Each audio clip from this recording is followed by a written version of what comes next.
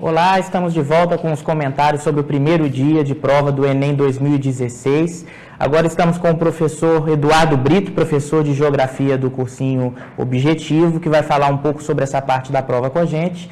E estamos ao vivo na TV Estadão, no site, também no Facebook. Fiquem à vontade para mandar nos comentários perguntas, dúvidas, questões que tenham tido sobre a prova de hoje. Boa noite, professor, tudo bem? Boa noite, Vitor. Boa noite, internautas. Boa noite a todos que nos acompanham esta noite de sábado do primeiro dia do Enem. Professor, qual a sua avaliação ali do nível de dificuldade da prova? Mais difícil que no ano passado? Como que foi o nível de dificuldade? A prova de geografia em si, Vitor, internautas, ela é uma prova que trata das três complexidades. Nós podemos dizer que ela trata de questões importantes no contexto de nível fácil, questões de nível médio e questões de nível difícil. Ela traz uma maior complexidade na interpretação de textos, traz excelentes conceitos a ser trabalhados, essa aplicação desse conceito, uma prova com alternativas que mostram textos claros, que consigam ser respondidos pelo aluno que tratou basicamente esses conceitos muito bem durante o ano. As alternativas não apresentam textos longos, em compensação os enunciados tratam desses textos mais longos, só que textos basicamente interpretativos. Temos questões que abordam mapas, gráficos, charges, tirinhas, enfim. Uma prova que apresenta um nível de complexidade em que nós temos questões então fáceis, médias e difíceis, mas que trata principalmente dessa importância da geografia, dessa questão conceitual. Uma prova bem conceitual, muito bem aplicada. E professor, quais questões que você destaca aí, questões mais difíceis ou que merecem mais atenção aí do candidato que fez a prova hoje? Muito bem, Vitor, eu destaquei duas questões. A primeira questão da prova amarela, a questão número 14, ela trata da questão da globalização e da mundialização da produção. Uma questão muito atual, um tema que tem corriqueiramente caído nos grandes vestibulares, que mostra que o Enem está em consonância com esses grandes vestibulares. O Enem mostra também questões nesse sentido. Então, o aluno tem aprendido na escola, tem aprendido no curso pré-vestibular, questões importantes relacionadas à globalização em relação ao neoliberalismo, em relação à mundialização da economia, em relação à transnacionalização, à criação de blocos econômicos. E todo esse processo de transnacionalização da economia, como trata especificamente a questão 14, ela justifica principalmente a sua aplicação e exige do aluno um nível de conhecimento, principalmente acerca desse novo contexto, desse novo modo de produção. Nós tivemos uma evolução nesses processos produtivos, que parte desde o Fordismo, antes o Taylorismo, até chegarmos no período pós-Fordismo, que é o que nós chamamos de Toyotismo, ou a produção just in time, como trata muito bem a questão 14. É uma questão que então aborda se o aluno está antenado, se o aluno está com as leituras em dia, se o aluno está antenado com os conceitos atuais e com os acontecimentos que, de fato, o mundo contemporâneo tem oferecido a ele. Assim, sendo importante o aluno ficar muito atento a essa questão, já que isso deve ser uma tendência para também não só o Enem, mas para os próximos vestibulares acerca desses conceitos atualíssimos que têm caído cada vez mais.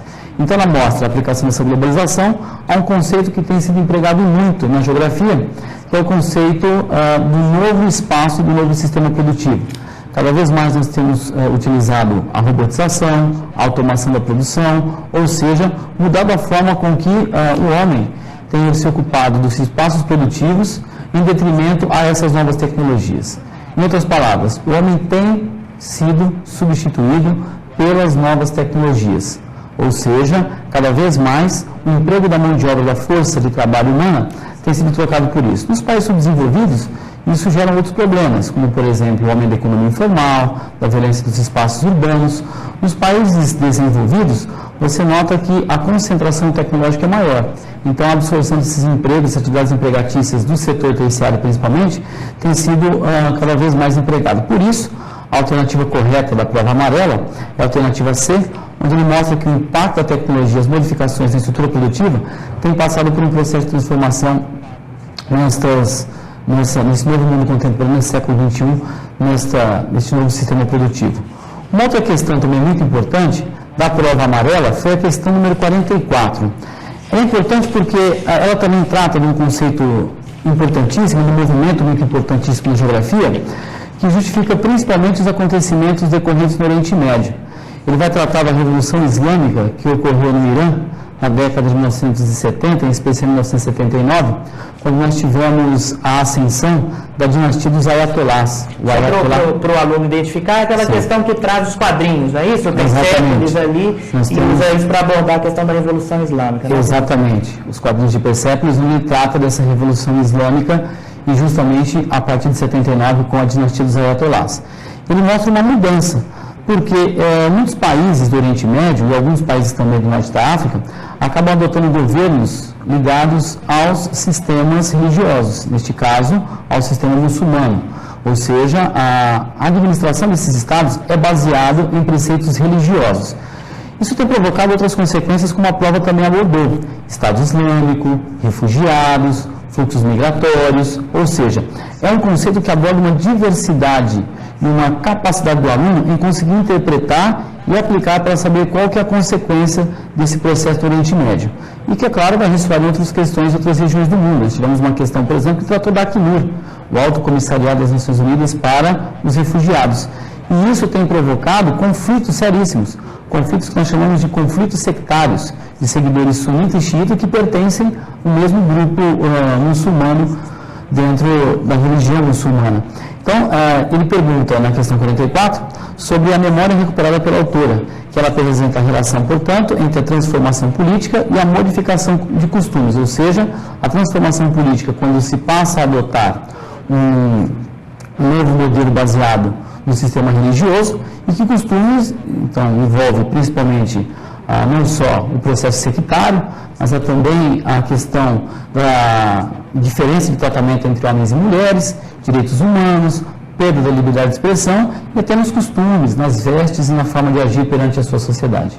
Professor, essa questão tem um ponto interessante, é que mesmo que o aluno não soubesse sobre a Revolução Islâmica, uma boa leitura ali do quadrinho permitia ele ter um entendimento sobre qual alternativa que era correta, né? Isso aconteceu em algumas questões ali, uma boa leitura, mesmo que ele tivesse uma base mais geral, já permitia ele identificar ali a alternativa correta, né? A prova do Enem, Vitor, ela é uma prova padrão Brasil. Então nós precisamos levar em conta que o aluno de Manaus, o aluno de Pernambuco, Recife, o aluno de São Paulo, o aluno de Porto Alegre, Rio Grande do Sul, ele tem que ter a capacidade o Enem precisa ter a capacidade de compreender que esses conceitos são trabalhados de maneira minimamente genéricas. Nós não podemos tratar questões específicas porque é uma prova padrão Brasil, uma prova nacional. Então, é claro, o aluno, ele consegue compreender através da interpretação da charge, interpretação da tirinha, interpretação do que é proposto pelos quadrinhos, ele consegue compreender minimamente a possível resposta. Mas é claro que isso é um embasamento a partir da sua interpretação. Só que o aluno que não conhece a realidade do Oriente Médio, ele vai achar que essa questão, por exemplo, ela aconteceu apenas na década de 80. Ele precisa compreender o contexto contemporâneo. Isso percebe-se até hoje. Isso, inclusive, problemas decorrentes na Síria, no próprio Iraque, Irã, Jordânia, Iêmen e em tantos outros países. Por isso que o Enem trabalha essas competências, da interpretação, a competência conceitual do aluno. Tivemos outras questões valiosíssimas nesse sentido. Por exemplo, a questão que trata da atividade pesqueira, em regiões, por exemplo, como o Canadá, como, por exemplo, a própria China, enfim, que trata, na verdade, uma relação de produção e consumo, ou então a questão, por exemplo, que trata da soberania da China em suas áreas marítimas, uma questão de soberania e território, que é um conceito importante de geografia. A interpretação leva a isso, mas o aluno ele precisa estar minimamente preparado conceitualmente para saber responder essas questões.